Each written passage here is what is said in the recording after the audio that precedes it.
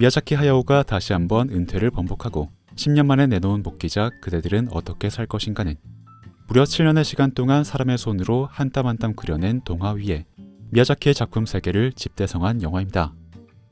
작품의 정확한 제작비는 공개되지 않았지만 지브리의 역대 최대였던 가구야 공주의 51억엔보다 더 많은 제작비가 들었다는 것만큼은 공공연히 알려져 있는 사실이죠.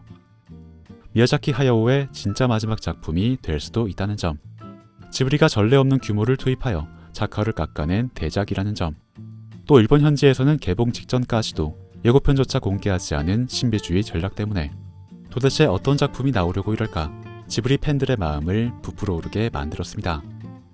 하지만 정작 극장에서 관객들이 보게 된 건 이거 무슨 말인지 알겠냐는 말을 엔딩 크레딧이 올라가자마자 수군거리게 만들 만큼 너무나 난해한 내용과 어지러운 전개를 가진 지브리스럽지 않은 작품이었죠.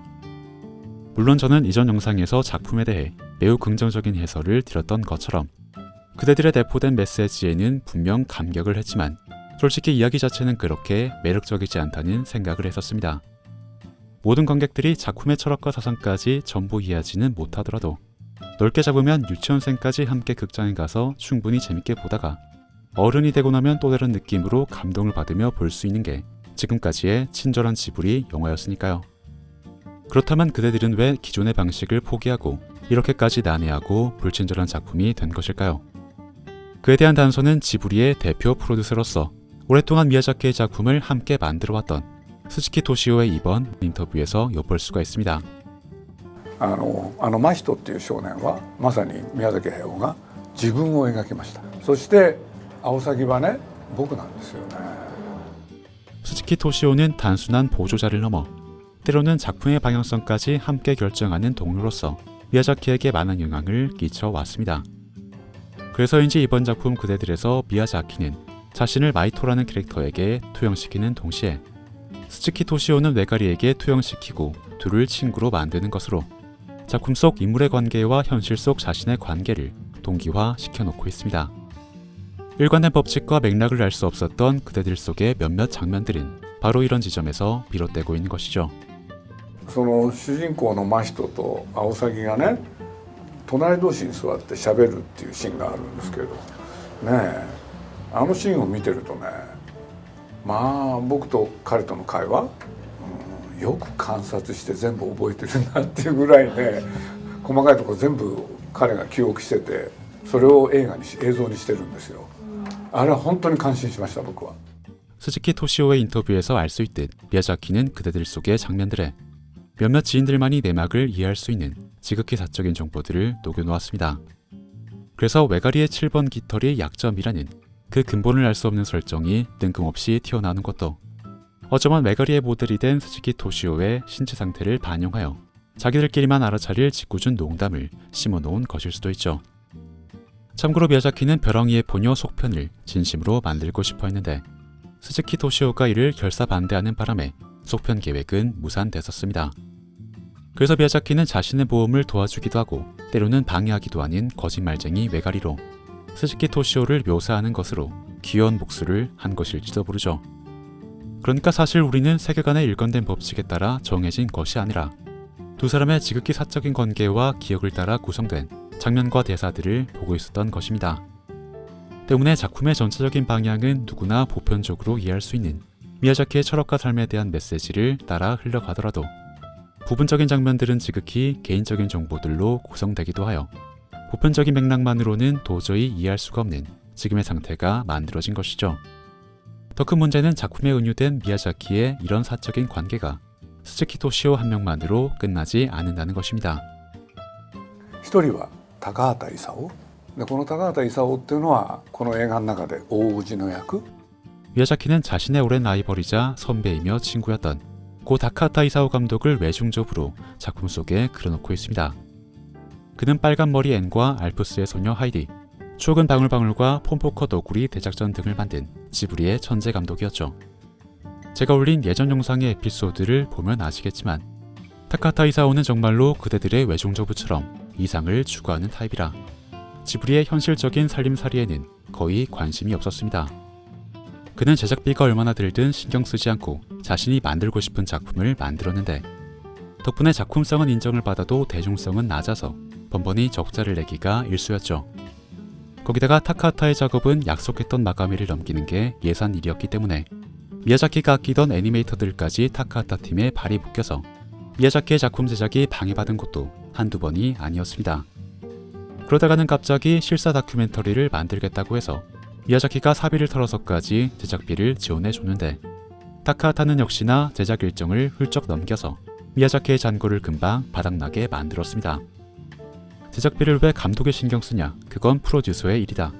그건 타카하타가 실제로 스즈키에게 던진 명언이었죠.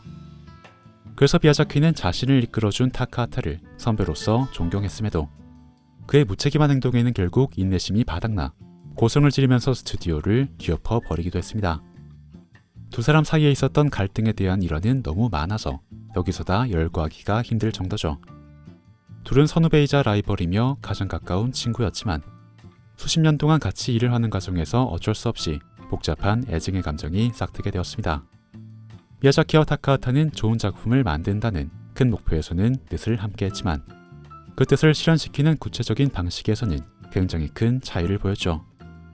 그리고 그 차이는 자신만의 이상세계를 창조하려 했던 작품 속 외중조부와 현실의 발을 딛고 자신만의 창작을 하려 했던 마이토가 엇갈린 선택을 하는 그대들의 결말에도 영향을 준 것처럼 보입니다. 그리고 짐작컨대 미야자키는 스즈키 토시오와 타카하타 이사오 말고도 더 많은 자신의 주변 인물들을 작품에 넣어놨을 겁니다. いや後継者を育てたよ。それで後継者育ってやらせると結局食べちゃうことになるんですよ。この人たちの才能を食べちゃう。 어쩌면 그가 오랫동안 고민하며 심하게는 죄책감까지 가져왔었던 후계자 문제와 관련된 인물들까지 말이죠. 그런데 이 이야기를 쭉 들으면서 이런 의문이 떠오르는 분들이 계실 겁니다. 다 좋은데 그래서 그 사적인 이야기를 왜 우리가 극장에서 영화로 보고 있어야 하냐고 말이죠. 아마도 이게 그대들을 향한 호불호를 결정짓는 가장 큰 부분일 겁니다. 어떤 분들은 지브리스러움이 없어져서 실망을 했지만 또 어떤 분들은 자신에게 추억을 선물해준 미야자키의 내면을 볼 수 있어서 이것도 이것대로 좋았다고 말씀하시니까요. 어쨌든 기존의 팬들이 양분되는 이런 상황은 충분히 예상이 가능했을 텐데 미야자키는 그럼에도 불구하고 왜 이번 작품에 사적인 이야기를 가득 채워 놓은 것일까요? 사실 도저히 의미를 알지 못할 그런 장면들이 굳이 없었더라도 작품의 주제의식을 전달하는 데에는 큰 영향이 없었을 텐데도 말이죠. 今じゃあ宮崎さんおかしいって何になるんですかそうすると何もしないとつまんないからじゃない。 그는 바람이 분다를 끝으로 은퇴를 선언해 놓고도 2년 뒤에는 또 스태프를 모아서 지브리 미술관에다 상영할 단편영화 털벌레 포로 제작을 시작했습니다.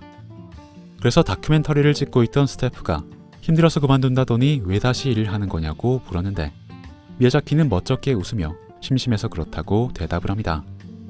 그래서 그대들은 어떻게 살 것인가를 내놓고도 또다시 심심함을 느낀 미야자키는 최근에 계속 작업실로 출근하며 뭔가를 또 끄적이고 있다고 하죠. 어쩌면 우리는 또 한번 미야자키 작품을 볼 수 있을지도 모를 일입니다. 어쨌든 심심해서라는 그 답변 자체에는 그 이상으로 큰 의미가 없어 보이지만 제 개인적인 에피솔로 말해보자면 저는 바로 그 대목에서 그대들의 불친절함이 만들어졌을 것 같다는 생각을 했습니다. 그대들의 제작에는 7년이라는 긴 시간이 걸렸습니다.